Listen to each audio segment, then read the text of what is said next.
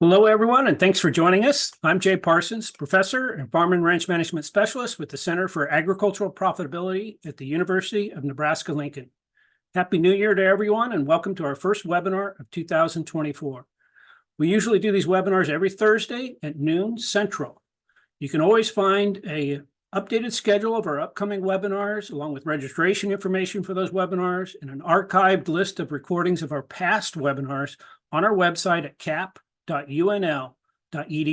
That's cap.unl.edu. The USDA's Risk Management Agency recently released a new pilot insurance product relevant for cattle producers in Nebraska, South Dakota, Colorado, and Texas. The insurance product is called Weaned Calf Risk Protection, and its focus is on protecting the total weight and/or value of your weaned calf crop. It is available now for purchase for 2024, but it has a one-time sign-up deadline of January 31st. In this webinar, we'll discuss what the product is, how it's designed to work, and also what to consider when you're choosing your coverage level for the product, and how it fits into the overall portfolio of livestock insurance products available publicly and privately to cattle producers. To present, we have Elliott, an assistant professor and livestock economist with the Center for Agricultural Profitability. Dr. Dennis joined the UNL Department of Agricultural Economics in 2019. Among other things, his research often focuses on issues related to the intersection of livestock producers and policymakers, which is very relevant for today's topic. If you have any questions during the webinar, feel free to type them into the question box or into the chat box in your Zoom window, or you can also do that at the end when we'll handle all of the questions in our Q&A session. With that, I'm going to go ahead and turn the floor over to Dr. Dennis for his presentation, and we'll see you in a bit with the Q&A session. Dr. Dennis, the floor is yours. Thank you, Dr. Parsons. I appreciate the opportunity to present and also kind of feel like it's a pretty exciting time. This is a new product, and as Dr. Parsons and myself have been out educating on livestock risk protection, or LRP, pasture range and forage, commonly referred to as PRF, and annual forage, this has been one of the more common questions and asks from us about, is there a product like this? We're glad that there's at least been an attempt to try to put this type of product together. What we're going to kind of go over today, as Dr. Parsons said, is a little bit about why the product was developed, how it fits in the larger portfolio, how the product is priced, and what kind of the decisions you'll need to make. Given that we're in a certain time period, we hope to have a follow-up webinar that will go into a bit more details. Right now, we're in kind of this price discovery process, which we'll talk about, and that ends January 15th. And then after January 15th, a lot of more information will be provided by USDA, and that's where after that date, we'll have another follow-up webinar to talk about specifics related to Nebraska and surrounding states.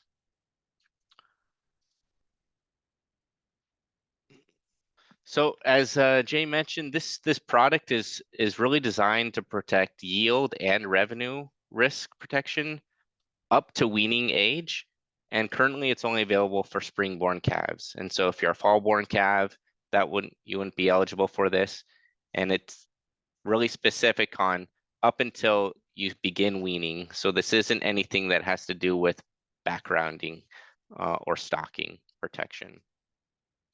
And really, if we separate that out, there's three distinct products that weaned calf risk protection encapsulates. There's yield protection, which just pays you for any loss relative to a historical baseline. This is a 4 to 10 year historical average. We have revenue protection, which takes either a projected price and what we kind of anticipate for our yield. That gives us total revenue that we're expecting, and it pays us deviations from that. So there's two things that can happen.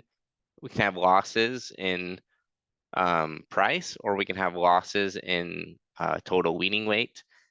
And there's this kind of variation on the revenue protection. The way that it's priced is you can have revenue protection, which still ensures kind of this weight price, but depending upon when you choose to elect that price coverage, can determine the total value of or that liability that they'll cover. So obviously, if we're thinking about what's the most expensive, that's going to be the revenue protection because there's more opportunities for payouts.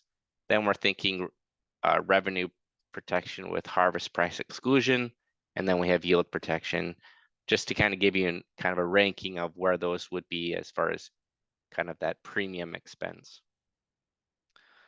And so before we actually talk about what the product is, it's important that we use the correct management tool that's trying to manage the risk that we're concerned about.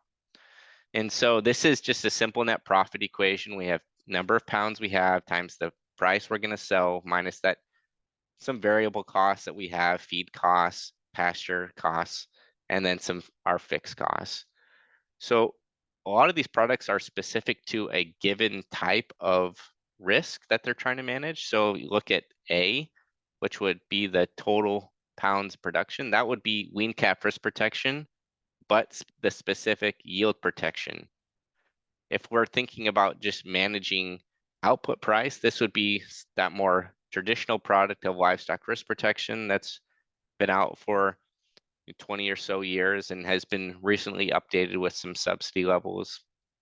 If we're just concerned about managing some of these variable costs, that would be what Dr. Parsons and myself had educated on throughout the state, is really pasture range and forage and annual forage insurance.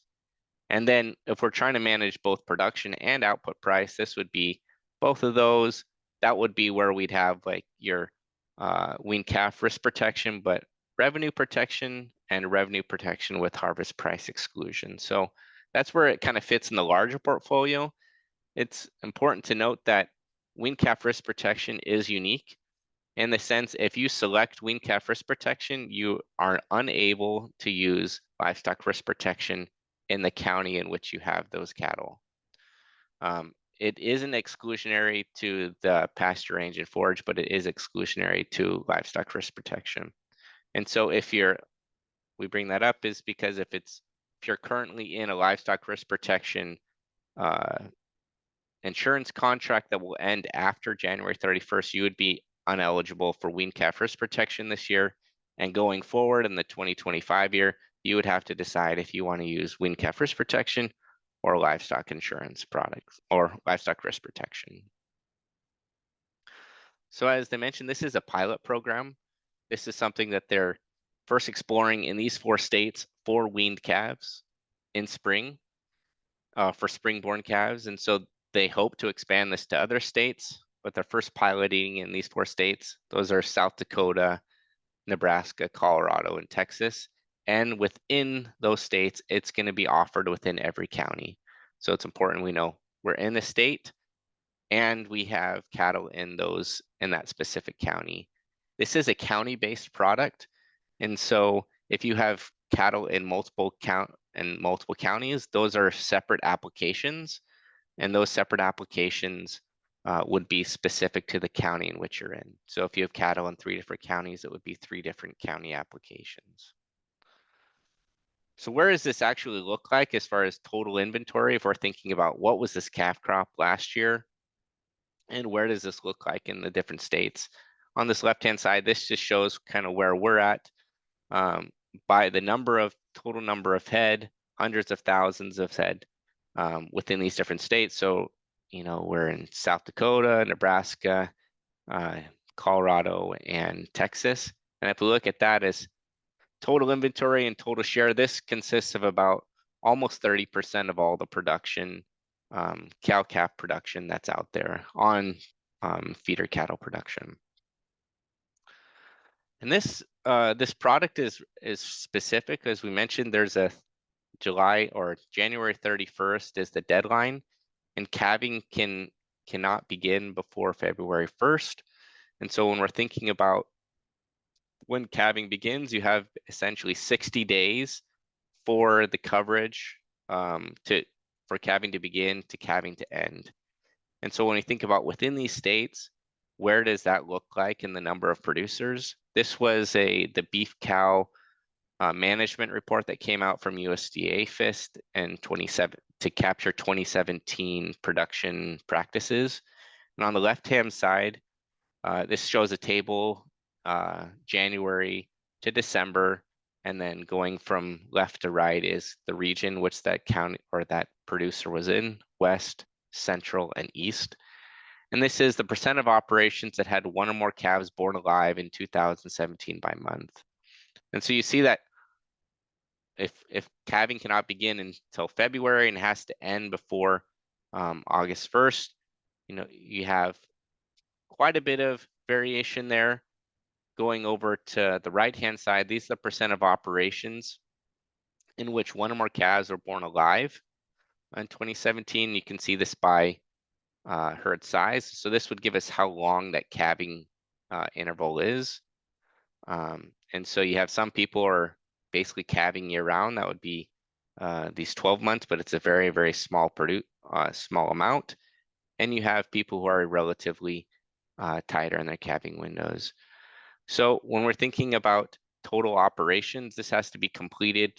Total calving to be insured under this product has to be within 2 months, and that would be about 25% of individuals.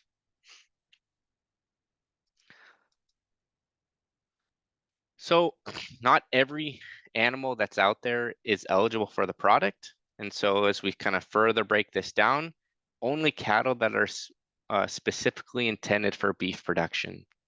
And so some of those examples would be our traditional breeds, Angus, Brahman, Simmental, a lot of these that would be our primary beef breeds that we would see out in production. This isn't a comprehensive list of all those, but just some of the more popular ones. And it has to be basically be eligible and consistent with feeder cattle grades and quality. So this would be when we're talking about frame size, we're talking about muscle grading, and there's a link to what these actual feeder cattle grades are and specifications. And really, if you know the CME feeder cattle contract, it's consistent with that. So cattle that are not eligible or insurable under the weaned calf risk protection are generally cattle that would produce inferior small frame, number 3 or 4 thickness grades, and cattle that are specifically not raised for beef production. These, think of like miniature or double muscle breeds, or even some more really highly specialized breeds, and all cattle or dairy cattle breeds. Now the question is, well, there's a lot of interest in beef on dairy right now, and so what would be where would they fit in? And currently right now, those beef on dairy cattle would be eligible for the product, but need to be prior approval from your insurance provider. So if you are on beef on dairy, since that crossbreed is specific for and has the intended purpose of beef production, it would be eligible and thus insurable under weaned calf risk protection. So as we mentioned, this is an entire year of production that covers total weaning, but it spans really 3 years. And so right now in November, they come out with any changes. That's when they're going to be doing all their updates. That's when we'll do kind of updates, an update webinar of like, this is what's changed in the product, this is what we need to know. And then we have a period of what they call price discovery. And this gives you kind of that projected price on what they believe prices will be for a weaned calf in the following November. And this price discovery, which is on that left-hand side, begins December 15th and ends January 15th. So for this year, we're currently in that period of price discovery. That began December 15th, 2023, and will end January 15th, 2024. So we're a little more than halfway through, and that prices can be continuing to be discovered. That price that's used for discovery is the November feeder cattle contract, with some adjustments down to the regional levels, which we'll go over in detail. We have pretty much from the 15th of when all those prices come out till the 31st to sign up. So pretty short window. Once you've submitted your application, there's kind of a rolling period on when the insurance provider can actually come out and do an inspection. There is an inspection for new insurers. and formalize that insurance contract. Then we can begin reporting. That reporting really captures that calving window, or that spring calving window. That spring calving window can begin February 1st and has to be done by July 31st. So what's required during that reporting? In this example, let's say we started calving March 17th. We have from March 17th till 60 days after that. So that would be May 17th to finish calving. Anytime an animal is born, it must be submitted to your insurance provider within 72 hours. Insurance does not attach to an animal unless that animal is reported within 72 hours. This is total pounds of production, or weaned pounds of production. So animals that are stillborn or were aborted are not eligible. So they have to be born alive and then have an insurable loss that occurs throughout their lifetime. Regardless if you're done calving, the final reported animal that's eligible for insurance is in that August 1st deadline. And so if you started calving in the first part of July, only calves that were born up until August 1st are eligible for coverage. However, all animals that are reported or that will be calved on that operation need to be reported to the insurance provider. If not, it's considered underreporting. So as I mentioned, we're in this beginning time frame, this November, when the product was formally announced. This price discovery that has started happening December 15th and will complete in January 15th. And then in between January 15th, in that first week, we'll do another webinar to talk about in more details, specific examples of where we're at, what that looks like for certain counties. So today we're just going to be focusing on what do we need to know beforehand, or what can we start prepping now if we're even interested in this product, and what questions might they be asking. So we're going to talk about how to get calculating a production history. So this would be like an average production history, or APH, that you might be familiar with on the crop side. There are some specific details related to cattle that we'll go over. Then we'll talk about what happens during this price discovery process. How do we take a national price and get it down to a region price? And how do we then account for different variation in weaning weights? And then we'll talk about what happens at this application sign up, specific, what are some of those things beyond just, I want this certain coverage level that you'll need to actually provide to your insurance provider. So let's talk about where we can buy the product and how do we get basically production yields.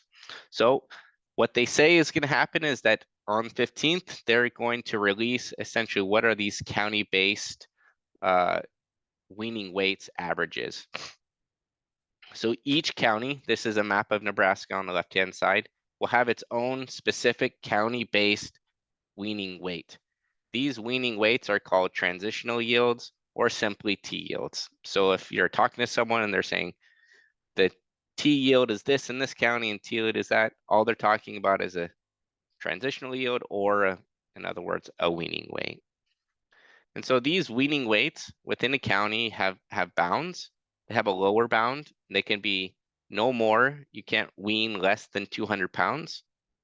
And you cannot wean over 750 pounds in order to be insured. So you can wean, beyond that, but you're not going to be paid for it.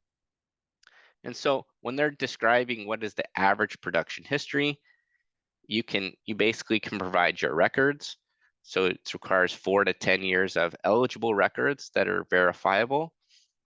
If you don't have those records, you can just use simply the county T yield or the average weaning weight yield that they've calibrated. But if you're in a county where that T yield is a lot lower than what you actually wean, you can only receive up to 125% of coverage of that county's yield. And we'll go over a specific example of that. So how do we, if we have production records, and these would be verifiable sales, sales receipts with weights, with number of head, for a certain percentage of your operation. So let's just take this example and let's assume that there's 500 pounds, that county-based yield that was established by the weaned calf risk protection product was 500 pounds per weaned calf. That's what they believe in a certain county that would be. So 125% of that would be 625 pounds. You just take 500 times 1.25, and that's what you'll get to be your, what we call your binding transitional yield. So if we had the past 4 years of production, we have, let's say we had 200,000 or 20,000 pounds, 25,000, 40,000 pounds, 30,000 pounds, and we have the number of calves. And so we have our actual weaning weights, right? 571 pounds, 714 pounds, 667 pounds, 600 pounds. What you'll notice is that some of these are above this maximal allowable limit of 625 pounds, and some of them are below. And so if we were to just take what's my average weaning weight over the last 4 years, we'd say my average weaning weight over the last 4 years has been 638 pounds. However, because we're bounded by this cap of 500 times the 1.25, which is 625 pounds, you'll notice in, let's say, 2021 and 2022, that it is capped at 625 pounds, even though we weaned at heavier weights. So our actually adjusted insurable yields over the last 4 years is 605 pounds. So notice that it's bounded between those. So what happens if this year I say, I want to enter this program and I stay in this program? So notice this is the top 4 lines are exactly the same. Same county, same transitional yield of 500, same cap of 625. The only thing that we're making here is we're entering in 2024 for this product. And we observe the next 4 years. What you notice is that for the most time, or 3 out of the 4 years, my weaning weights were higher than 625. Excuse me. However, since we're in the program and we've stayed in the program, I actually get to use these actual weaning weights to calculate my average production history. So notice that it gets closer to where my average production was. If I used all weights across those 8 different years, I'd be at 649 pounds. My adjusted weight, weaning weight, given the previous adjustments and my current or past production, was 633 pounds. Notice that it's not binding. Since I've been in the program, it still will bind, and for years outside of a 10 years or within a 10-year period that were within the program. So notice that this is continuous in the program. So what happens if we say, I want to enter the program, and then maybe 1 year I'm like, I'm not sure I really like this program. So I get out, and then the next year I say, well, maybe I actually made a bad decision. I get back in the program. What happens to those yields? So what you'll see here is everything's the same. The top section is the same. And what you'll notice is that since I got out of the program in 2028, even though in the past, prior to 2027, my actual weaning weights would have been approved, now that I got out of the program and got back in, I'm treated as a new applicant. And new applicants are required to be bounded by the yields, or by that county times that 1.25. And so what we'll notice is here, I wasn't bounded. I stayed in the program. I got out of the program, and my yields, my average yield or total weaning weight that I'm able to be covered by is now less. And so there is some decision making saying if I am going to be in kind of the program long term, or if I'm going to try to use other methods to kind of manage some of that pricing uncertainty or yield. So that's that first. We talked about that can be done anytime. So if you're thinking about what can I do now, you can start gathering those production records. That would be acceptable forms of payment from an uninterested third party is how they classify it. So uninterested third party would imply that that this would be like a sale barn, sales receipts from a feedlot, private treaty contracts that were actually weighed. So as long as it's verifiable from an unbiased third party, it constitutes a valid receipt, right? So we can do that before we even know anything about those, about what the prices will be. So let's talk about what price discovery looks like. As we mentioned, we're in the middle of the price discovery process right now. This will happen every year from December 15th to January 15th of the following year. And they use the November feeder cattle contract for the coming year. So the current year that or feeder cattle contract that they're looking at right now is the November 24 feeder cattle contract. The right-hand side is an hourly tick marks of the feeder cattle contract in November. The dotted gray line shows where we were at on December 15th and kind of where we've been at. We've essentially gained about $13 per hundredweight in value. And so this level of price discovery that's happening right now will be used to essentially calibrate the value of insurance contracts. It's important to note that there is a factor that they say they're going to release. There's not a lot of information out there, but it's a volatility factor. And essentially what that means is if there's a lot of variability, potentially like we're seeing now, that basically makes the product more expensive. If this product price discovery is pretty constant, it would cheapen up that product. So this time is important on rating and calibrating premiums for the product. So currently, they use essentially a regional price. So they try to take that national price, that CME futures price, and they try to get it down into a basically a regional price, not a state level price, a regional price. And to do that, they use USDA-AMS's pricing regions. So if you followed the video cattle auctions, they actually have these in these reports. So the AMS regions, this would be where we're at in the north central region. Oh, sorry about that. In Nebraska, Colorado, and South Dakota would all be in those pricing regions. Currently, only Texas is in that south central region pricing. But as they expand into other states, this is how that product will be developed. So how do we then take the national price and get it down? This would be kind of a similar to like a basis adjustment to get that national price into a state level or local price. We essentially have to take that CME feeder cattle contract, which is between 700 and 900 pounds, and it adjusts using some regional factor. Now, you don't have to know how to calculate these. These will all be provided. So I'm just providing this for just kind of detail and clarity so that you kind of know what's going in there. All of these will be calculated for you. You will not need to calculate these. So what essentially will adjust that region price by that futures price. So it's basically that regional factor is a ratio. They were still uncertain about what that specific time frame is that they're going to be used for the USDA AMS pricing. But then they'll essentially use that regional factor here and use it with the current futures price to get a regional base price, what they call a regional base price.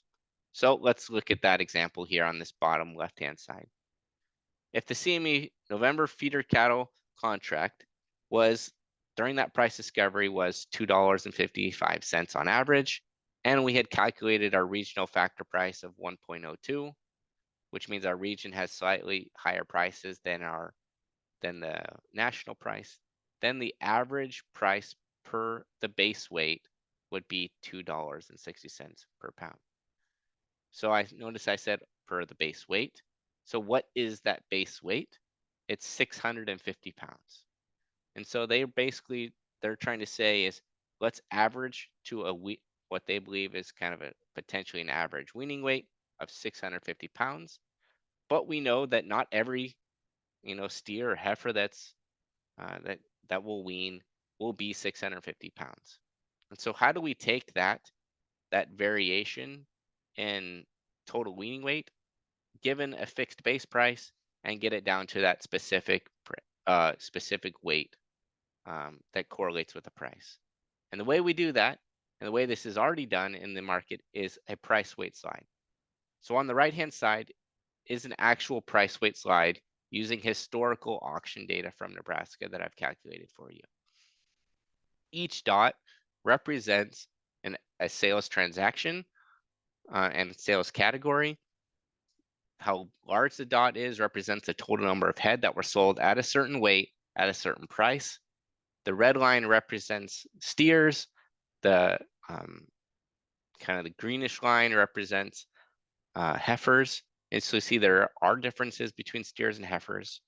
And what you'll see is that there's curvature, right? This is a price weight slide.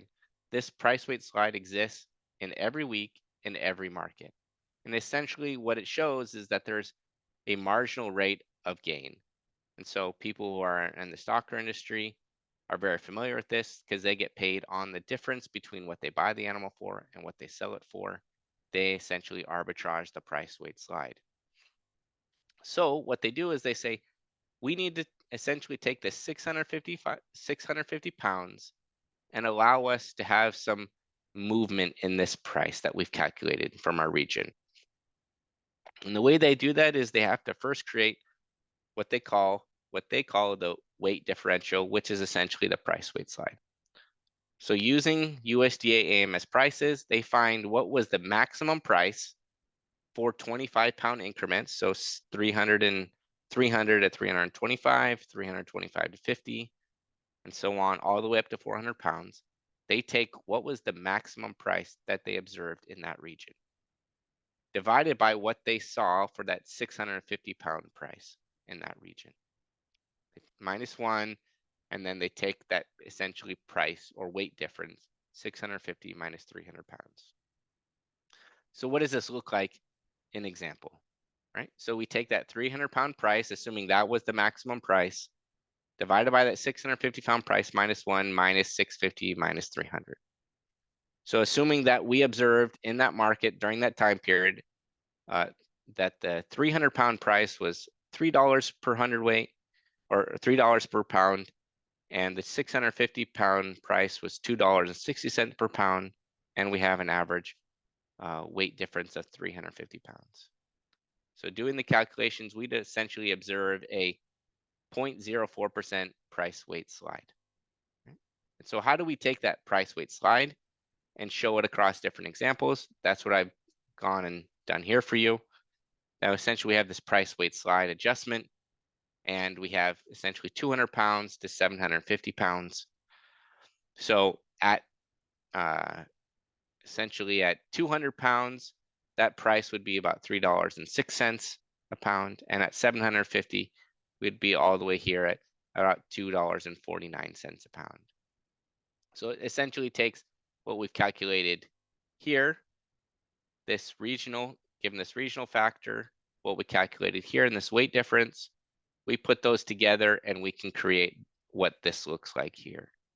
So once again, these are calculated for you. This is mainly just to show you kind of what goes into these calculations. And so this allows us to say, okay, what happens if instead of producing 650, I produce, 450? What would that price be given what happened in price discovery? So let's just use example here, and we'll kind of use this base example throughout the rest of the presentation. Let's say I'm going to try to wean at 600 pounds, and I have 100 calves, and I own 100% of them, right? So we don't have any cow share going on. And I'm going to elect 75%, and I want 100% price guarantee. So assuming that given these kind of coverage levels, I might have a 5% premium rate. So what is that total production guarantee that I have? Well, I have 450 pounds actually of production guarantee per calf, because 600 times 75% is 450 pounds per calf, right? And then I have this kind of formulated price at 600 pounds of $1.64, which kind of calculated. So we can kind of calculate what is that total liability. I have 100 animals, 450 pounds, and at $1.64 per pound, right? So notice that this price, this weight here, is the same weight that I'm weaning at here. If this was a different price, this 1.64 would change, right? So that's using this example here. 2.64 would go up. So this is a federally subsidized product. This is, it's been stated. They say it's similar to other revenue protection programs. I was unable to find this specifically in the documents. And so I have a little bit of hesitancy on this, but they say that the subsidy will be similar to other levels. And so this is what I was able to find for the revenue protection for other insurance products. So that coverage, if we're looking at that 50% coverage level, this is basically 67% of that cost would be borne by the federal government. And as we go up to higher levels of coverage, they pay a lower percent. So you'll see there are some places where it doesn't really pay to go lower. So that 55 to 60%, and also that 65 to 70%, they're essentially that same subsidy level percent is the same. So as we go down or as higher coverage level, that the amount the federal government's willing to pay goes down. So there are essentially different ways that the prices are calculated. What we've primarily focused on is this projected or formulated producer projected price. And we focused on these because it applies specifically to yield protection, revenue protection, which is the second row, and revenue protection with harvest price exclusion. And so that's essentially what we've calculated here. Then essentially, as we go through time and we get to actually the harvest date, which is in November of 2024, we will actually observe what that harvest price is, which occurs between October 1st and October 31st. Once again, referencing the November feeder cattle contract. And then we can actually calculate what is that total liability that we have given what we observe at weaning. So once again, what we've just kind of gone to go over here is this producer projected price here. So as I've read all the insurance products from USDA, done other training, there are still a lot of uncertainties on I have for this product that we hope to kind of clarify after the January 15th comes out. And that's whether this base price will vary by region. They have adjustment factors for both projected and harvest price. We will actually know the projected price and harvest price, and specifically this volatility factor, which will be really important when we start talking about how this product's priced and what ways to kind of manage around this volatility. So there are still a lot of unknowns out there that after January 15th, we should know better. Okay, so let's say we've gotten our production records. We have an understanding of how this price will be calculated, with more to come on that. So let's say, okay, I like it.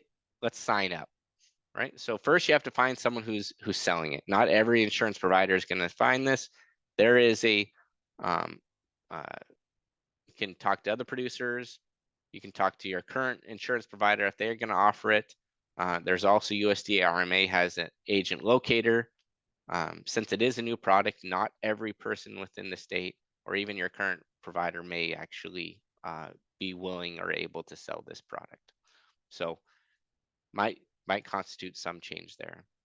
And then once you find that person, then you have to go through what they call a pre-acceptance worksheet, which we'll go over. It's basically the first part is providing a lot of just preliminary detail information, and then specifically it asks about certain management practices related to your operation. After you do that and you fill that out, you have to make your insurance decision. So the primary things is think about what type of insurance product do you actually want to have. So revenue protection with harvest price exclusion, or we have yield protection. And so you have to decide that. Then we have to decide that type of coverage level. And then we have to think about how much ownership we have and how much price selection there is. So once we submit that application, then within that 30 days, they have up until 30 days. The insurance provider has up until 30 days to provide a final inspection of the cattle that you actually want to insure. So what is this pre-acceptance worksheet? You might hear your insurance agent call it a PAW worksheet. But essentially, as I said, this is that pre-acceptance one. So you find your insurance agent, they say, okay, fill out this form. You might just be taken back on, wow, I thought I was just giving coverage or being very specific on certain things. And some of those things that, as I was going through those forms, that you're going to have to know is essentially they're going to want to know about kind of what's your water, forage, feed, and mineral supply look like. And so they're going to want to say, yes, in each one of these pastures, there's adequate water, there's going to be adequate feed and mineral sources. So what's kind of your supplementation plan if it's not there? And really, they're going to be relying heavily upon beef quality assurance and extension guidelines. And of course, it's going to be location dependent. So having an insurance provider who is familiar with BQA, has a working relationship with extension, and understands local production practices will be really important so that they can understand that, yes, this might be different, but it's consistent within the region which I'm operating. So that goes for really everything that we'll talk about, that BQA extension and local practices. But they're going to ask about, what are you doing to prevent insects? And what are you doing to control insects? And so we know that insect pressure is associated with lower weaning weights and essentially just lower production in general. And so essentially what they're trying to get at, and what your insurance agent will be trying to get at, is saying, are there things that you are or are not doing that will intentionally lead to lower weaning weights and thus higher payouts for them? And so they're going to want to know, really on the entry form, insect prevention. What are you using to prevent disease? Think of bovine respiratory disease, pink eye. What are you doing with sick and disabled cattle? What's your treatment protocol? And what's your vaccination protocol, which kind of goes hand in hand with kind of some disease prevention. So they're going to be asking about that. And they're going to want to know, kind of what you're doing, why you're doing it. And that's what they're going to do on entry. If you choose to stay with that provider, essentially this pre-acceptance worksheet will stay the same. However, let's say you are using a certain type of insect prevention and you switch to a different one. You have to notify your insurance provider about that, because that will potentially change whether they want to cover you still. And so any changes to what you provide in this entry form will need to be reported back to the insurance provider. And what is this? Records, to show that, yes, I am doing this. As we mentioned already, that a verifiable record is something that is from a third party that's an uninterested third party. And essentially, those records are used and compiled in this pre-acceptance worksheet. That's where they'll come up with your average production history, 4 to 10 years. And once you're in there, a lot of that burden is already done. They have all that information. And if you stay with the policy, there's very little information that you have to provide. As I said, each year you have to self-certify that pre-acceptance worksheet, because if there's any changes, you'll need to let them know. Right? So what does this look like? So we said, what are the choices? First, I have to decide if this product is even interested to me or not. It may or may not be. Maybe you're listening, you're like, yep, it doesn't apply to me, or I want to wait a year and see kind of what happens. That's completely fine. If you're thinking, yes, I want to buy the product, then your next thought is, what's that coverage level that I want? And this, you're thinking about break evens, you're thinking about what do I need to just stay in business? What's my my highest pressure point? Then you have to say, well, what's that price selection I want?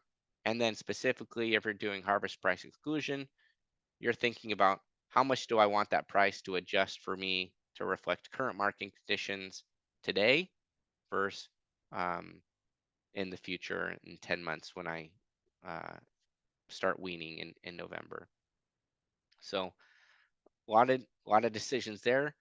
What you'll need to bring to the table to your insurance provider is what are those weaning weights? Understand what's your county yield, how it's calculated, and what that maximum 125 will be. Because if you're already above that, then there's can be some disincentives to basically get into the program um, because it won't be covering all your production. Then you're going to want to know specifically about how is your grazing history. We know a lot of producers have maybe different pastures. So this is really important. If you're grazing in one county and you transfer the county or the cattle to another county, um, and that's a really important thing that you need to talk about with your insurance provider, saying, hey, listen, I have cattle here, and sometimes I graze the cattle over here, but they're in different counties. That's important because, as I mentioned, this is a county-based product. And so if you move cattle outside the county, then there's a whole process that needs to be kind of done.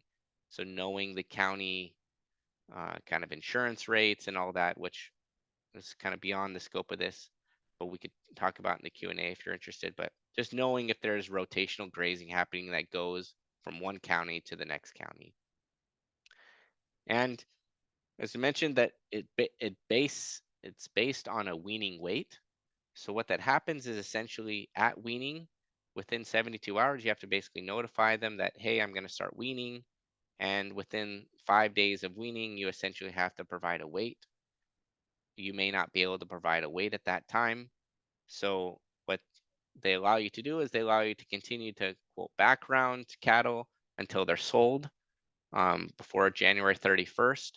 And then they will adjust essentially that they'll take that backgrounded weight and adjust it backwards to a weaning weight.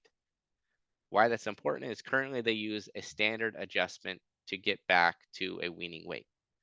So they use about 1.5 pounds per day, so 1.5 average daily gain from weaning weight to backgrounding weight. So if you're gaining more than that or less than that, it's important to know.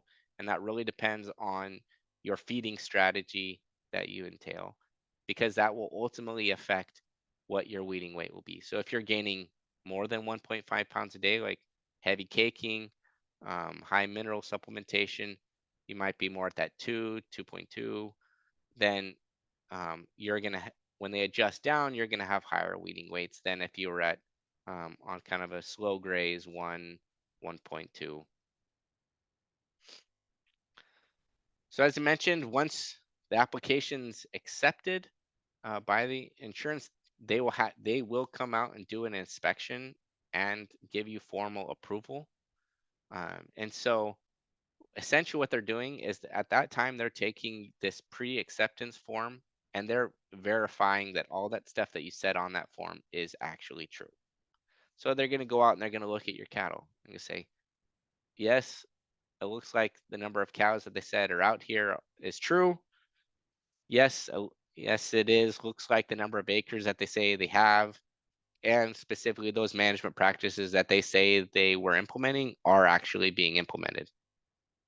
They're going to look at that pasture and range. So this is really specific to, let's say you had a fire, or in our cases, most likely it will be a drought. Maybe they want to go out there and look, say, yep, you didn't overgraze it, or yes, there's enough forage out there to support the number of cows. It really has to do with trying to determine whether the amount of forage that you have or the expected amount of forage that you have will be able to carry the number of cows that you say you have. Why that's important is because if you're overstocking, that can lead to lower weaning weights due to lack of forage availability, lack of mineral supplementation, lack of water. All that stuff will essentially reduce weaning weights and thus trigger higher payouts. So that will be inspection approval will happen, but it is important to note that even if you're in the program, that can be triggered at any time that the insurance provider wishes.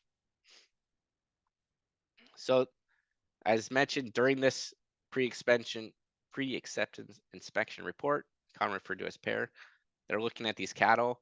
So one of the things that they look at is body score condition, right?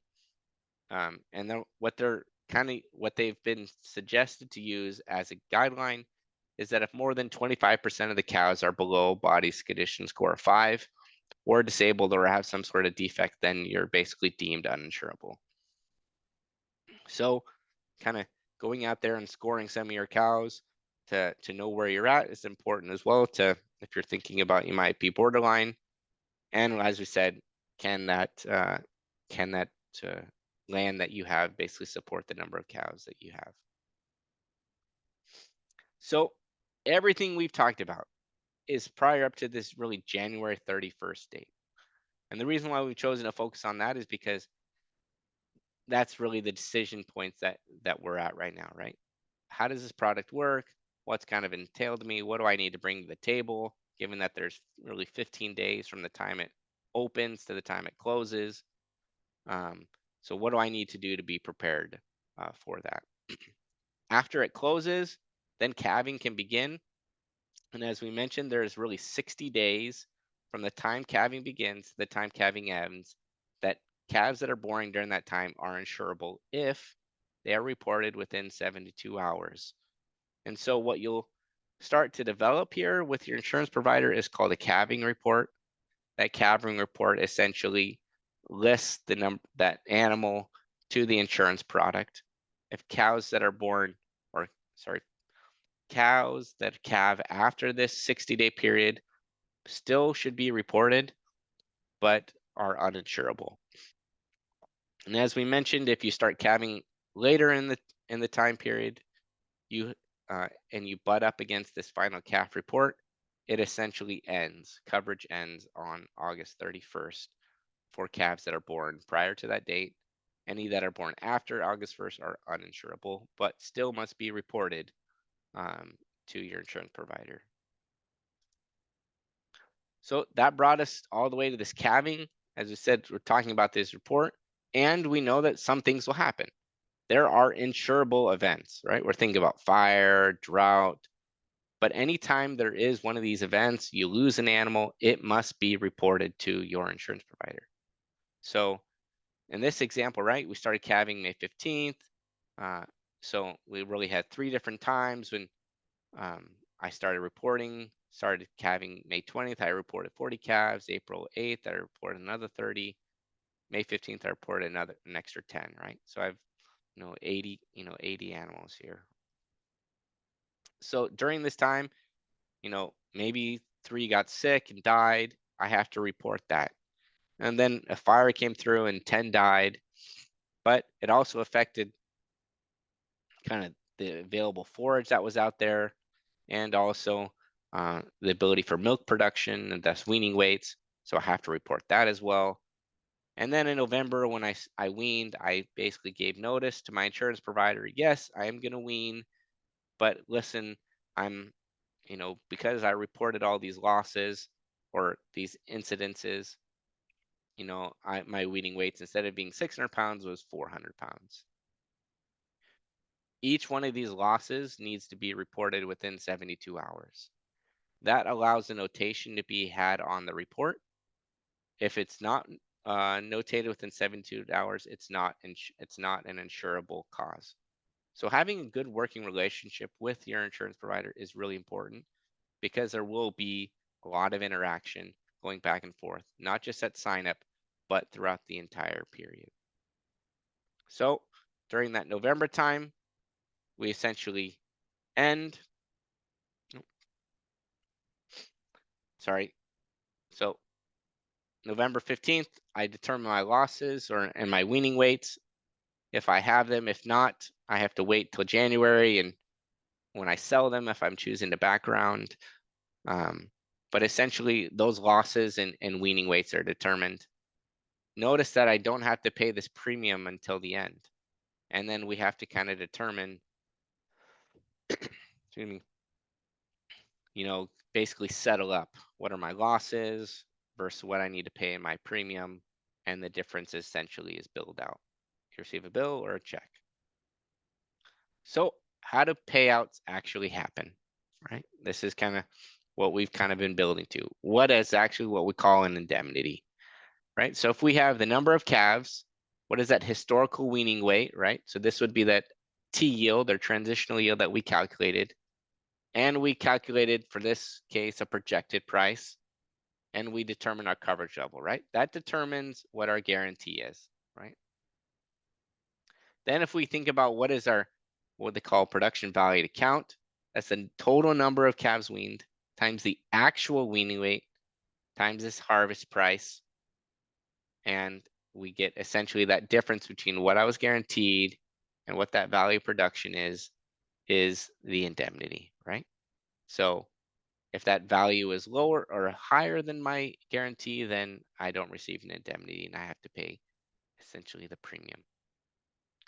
So let's walk through really 3 different examples using a yield protection, a revenue protection, and a revenue protection with harvest price exclusion, with an example of where there is actually a verifiable loss, right? And so not every year will have a verifiable loss. So this is the scenario that we're using, those 3 different scenario or 3 different insurance setups. We're going to say that we're going to wean at 600 pounds.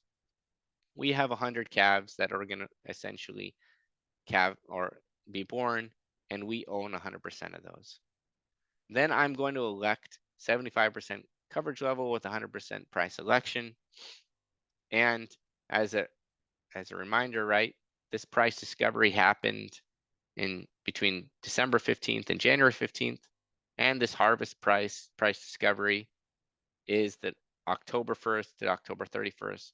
And it always uses the November CME futures contract, right? And as we talked about, it will adjust down to your region. So if we've assumed all those and we've done those calculations, what would my production guarantee be? Well, we've calculated this right. We had 600 pounds. We said we want to cover 75% of that. So my production guarantee would be 450 pounds, 600 times 75%. So that projected producer projected price that we calculated here would be at 600 pounds. That's my weaning weight, would be $1.64. So that total liability is $73,800, which is 100 head times that 450 pounds of production guaranteed times that 1.64. So what is this yield protection coverage? If I chose yield protection coverage, then let's assume that my premium rate is 5%. We don't know what that premium rate will be for our specific county until after January 15th, but let's just assume it's 5%. So that total premium, I take that total liability, which we calculated in the previous slide, which is about 74,000, and at 5%, that gives a total premium of about $3,700. So as we go, that was what we actually came to in January. Now we've observed the entire production period, and we had drought that led to reduced weaning weights. And let's say it was a really bad drought, and so we actually weaned at 362 pounds, right? And so what is this price that we have? Well, that price here is 155 at 600 pounds. When it's adjusted to my 362 pounds of actual weaning weight, that adjusts up, right? Because the price weight slide to 183.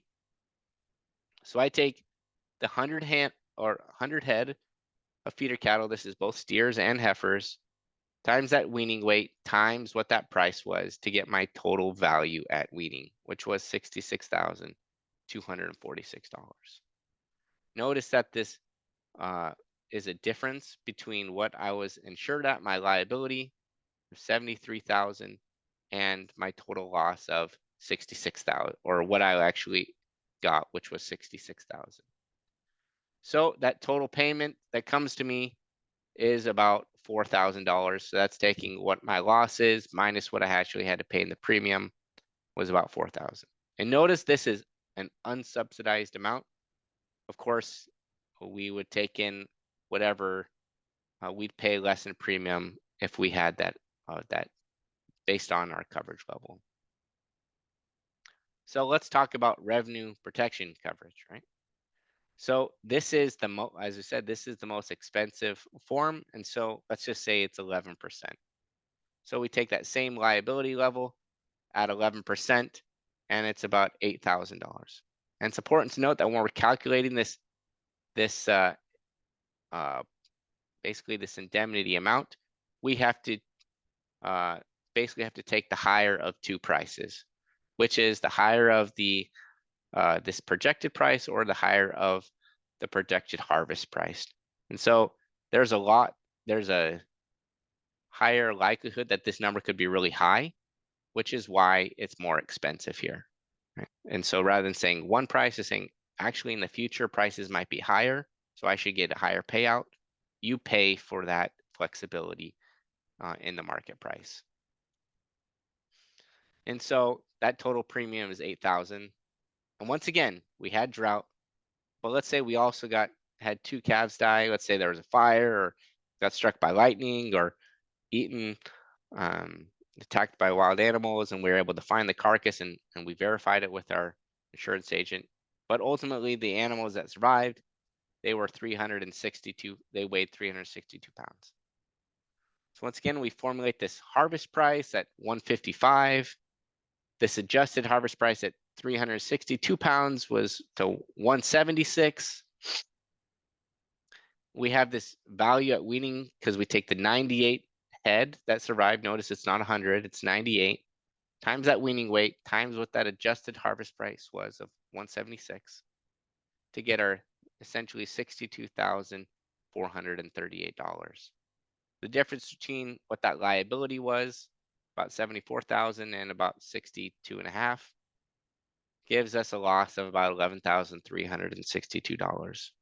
What's the difference between what I actually had to pay, that 8,000 in premium, minus what that loss was about $3,000. So in this one, there was a positive payout for that. So what about revenue protection with harvest price exclusion? As I mentioned, this one's a little bit cheaper than revenue protection, but more expensive than yield protection. And the reason why it's cheaper than revenue protection is because we actually we don't have that flexibility of choosing the larger of two prices of what we observe in January and what we observe in October. And so we essentially calculate that same level of liability, and we get about $6,000 in premium. Once again, we have these same adverse conditions, drought that led to reduced weaning, and two calves that died, and we weaned at the same weight for simplicity. But when we got there, the adjusted harvest price was $199, so prices actually were higher. Take that $98 or 98 head times that weaning weight times that adjusted price gives you your total value at weaning, which was $70,597. That gives you a total loss of $3,203, which is essentially this 75 or 70.5 and the 73.8 here. The difference is 3,200. Then what you notice is that actually the premium that we paid was actually more expensive than what we got back. So we actually have a negative number here, and that would essentially be what we would be required to pay the insurance product. So it doesn't always work that you get a payout. Sometimes that your loss isn't covered all the way. So this kind of gives you an idea of kind of how these products work. There's a lot of kind of intricacies on, when we talk about cattle movement and whatnot, and how these different products interact. As we said, we're still in that price discovery process up until January 15th. This is kind of the purpose of this, was to kind of give you a broad idea how this works. What do I need to be considering? After January 15th, we'll do another webinar to help you kind of when we get the actual prices and the price volatility to actually go through specific scenarios. And so with that, that's what I've prepared today. And we'll really take any comments or questions or suggestions. And we'll turn it back to you, Jay. Thanks, Elliott. A lot of ground to cover there. Pretty complicated product. I couldn't help but think that if they make it any less complicated, it'll just be extremely hard to understand. Sure, yeah. But we did have a bunch of questions come in. We won't have time to answer all of them, but I see about 3 themes and a few miscellaneous ones here that we might be able to capture real quickly here. Realize that we're already past the top of the hour, but we still have almost 60 people on. So hopefully this will be of value to them. One person asked, is there a built-in average calf loss that isn't covered, or are all live born calves covered? And I think they're referencing our livestock indemnity disaster program where that built-in death loss. So Yep, nope. So this is all live calves born. You're ensuring pounds of production, right? And so this is on yield protection or revenue protection. It's all animals that are born that have insurance attached to them and that total weaning weight, given that it's within the certain bounds. So now the question would then be, what do we do with death loss, right? And so how does that impact? And so let's say you have 100 animals and they're insured and they're all born within that 60-day calving window and 2 die, right? Well, I don't get paid for those specific animals. I get paid because that weaning weight essentially goes to 0, right? There were 100 animals and now instead of producing 500 pounds of weight, they produce 0 pounds of weight. So they don't get paid per animal. It's paid on total production.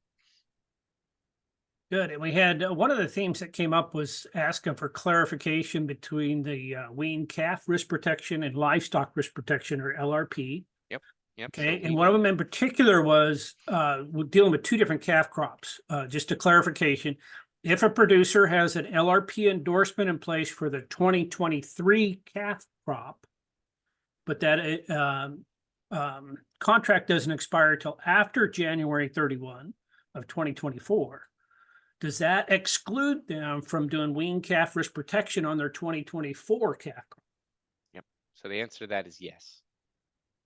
So if you currently are in live, the way that the product is set up is if you're currently in livestock risk protection, the way that I understand it is if you're currently using the product, then you wouldn't be eligible for weaned calf risk protection. I understand kind of the dynamic there of you're saying you have different crops.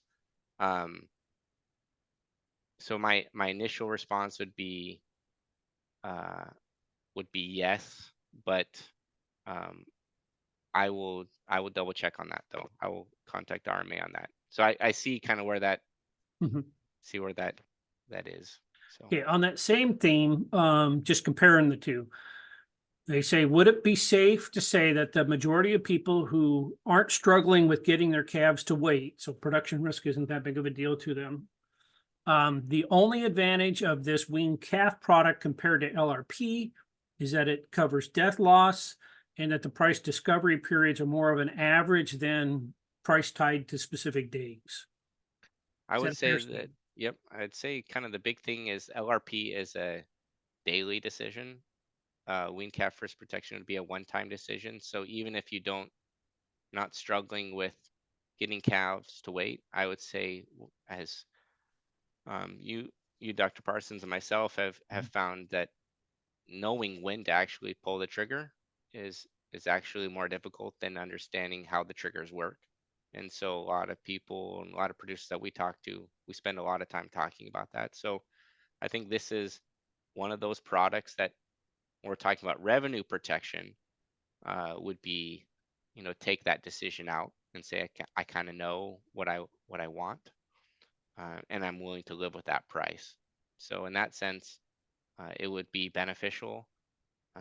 And it would cover, quote, death loss, even though it's not, I don't like saying it covers death loss. It covers total pounds of insurable up to weaning weight, right? Or up to weaning.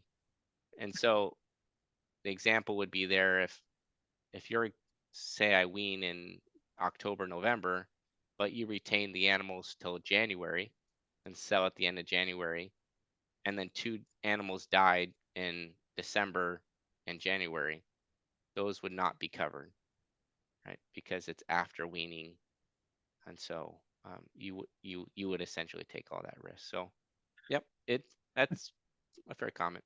Yeah. And lots of questions on this calving window and the 72 hours. So Yep, we won't be able to answer all of them, but sure. uh, anything that you want to add there, clarification on that? Basically, people are asking, do all calves have to be reported within 72 hours of birth? Or is that just the beginning of the calving period has to be reported within 72 hours? And then, Yeah. or is it at the end of that calving window, that 60-day window? Just how does all that work? I know the caveat here is develop a good relationship with your insurance. Yeah. Make sure you're following the rules, but Yep. So yeah. calving, the way that it states in the documents is that all animals born live births have to be reported within 72 hours. And so if you're familiar with some of the insurance document, essentially has to be verified in writing. And so what they've said is that you can, like a simple phone call is essentially verifiable as long as it's followed up within I can't remember. I think it's a week or 30 days. I can't remember the exact one, but as long as you follow up in writing in a week or 30 days, I can't remember. I'll get the exact one. But essentially, you have to sign a document saying yes, that animal was born, Okay. and it was born alive. And in terms of that calving window itself, the start of it, so I'll read a couple of questions and I'll give you my interpretation of them. One of them was if, for your example, where you had calves start the calving starting on March 16th, I believe, in that example that you had, Mhm. they said, would that mean that calves born before then are not insurable? I think the insurance can start whenever you start calving, correct? Yes and no. So any calves that are born before February 1st are uninsurable, Right. because that's when the product officially begins. And so if you've animals that were born prior to February 1st need to be reported but are uninsurable. So the example that we said is calving began March 15th. So that's the time the first animal hits the ground, right? And hits the ground alive. I'd probably Mhm. clarify that. You have 60 animals that are born within that day plus 60 days essentially are insurable as long as they're reported within 72 hours of each birth. And So what if somebody has two different calving periods? Is that accounted for at all, or you're restricted to just one 60-day window for the my product?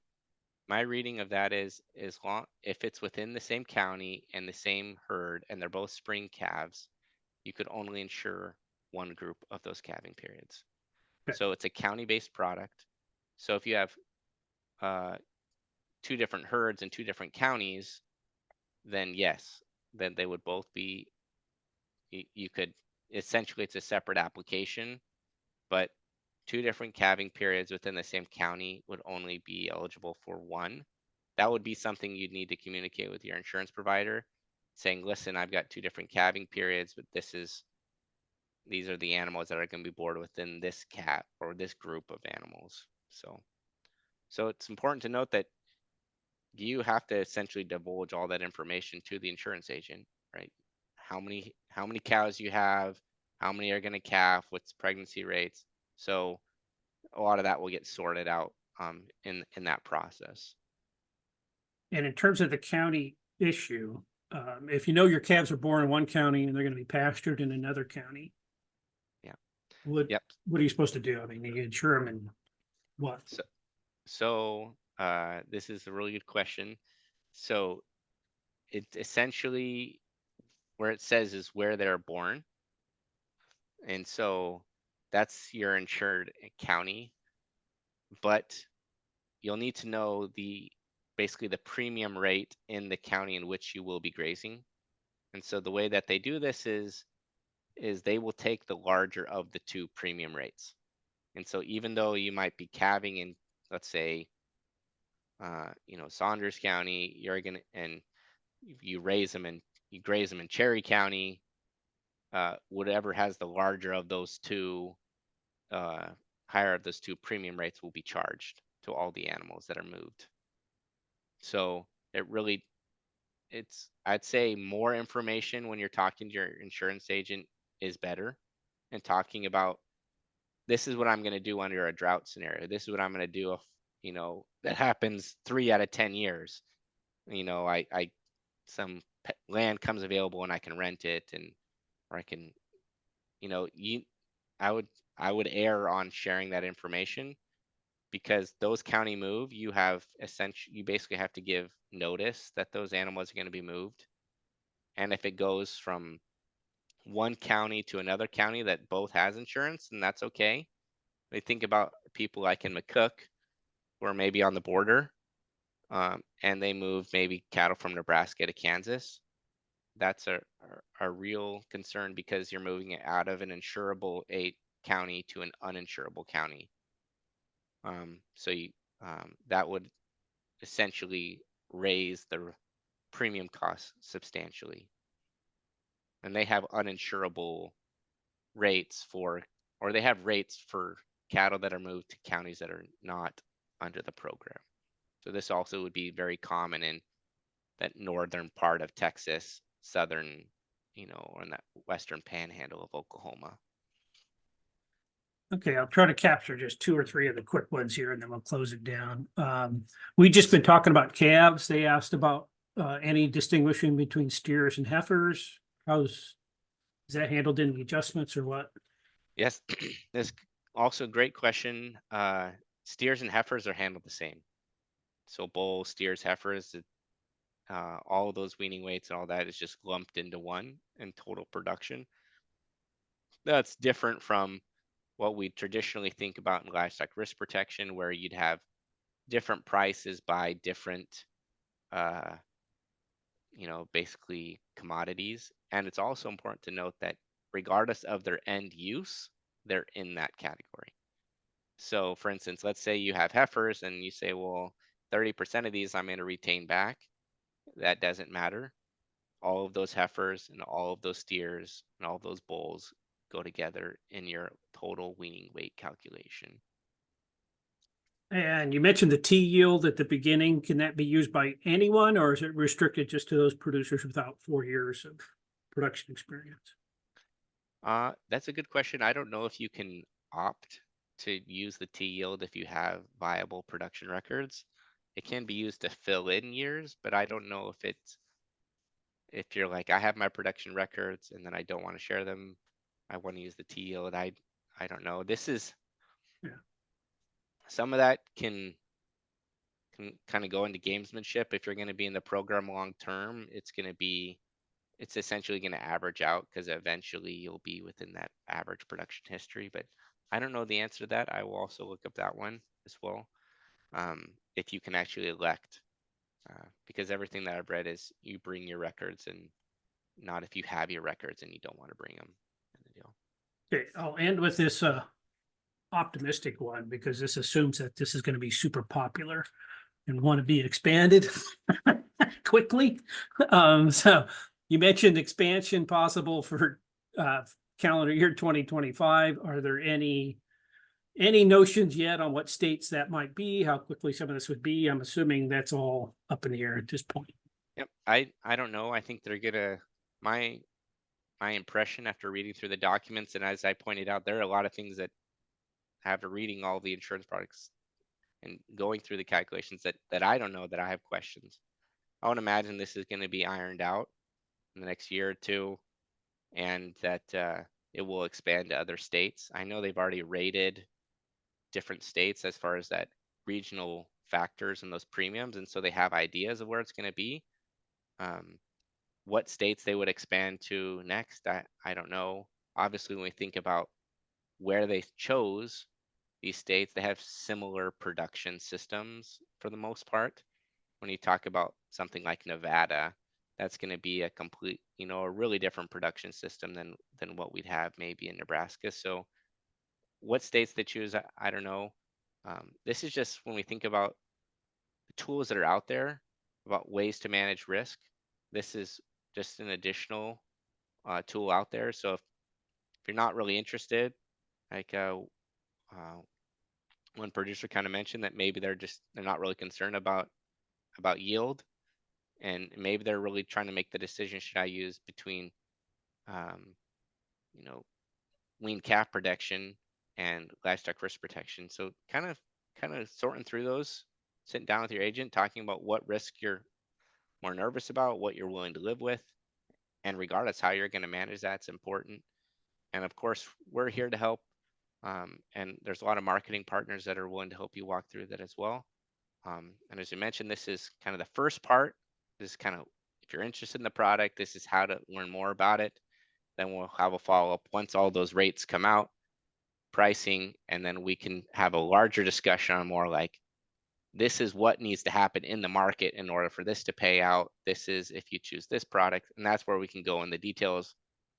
That doesn't make any sense when we don't have it or we don't fully understand the product and how it works. So stay tuned for that, and we'll have another webinar in the coming weeks.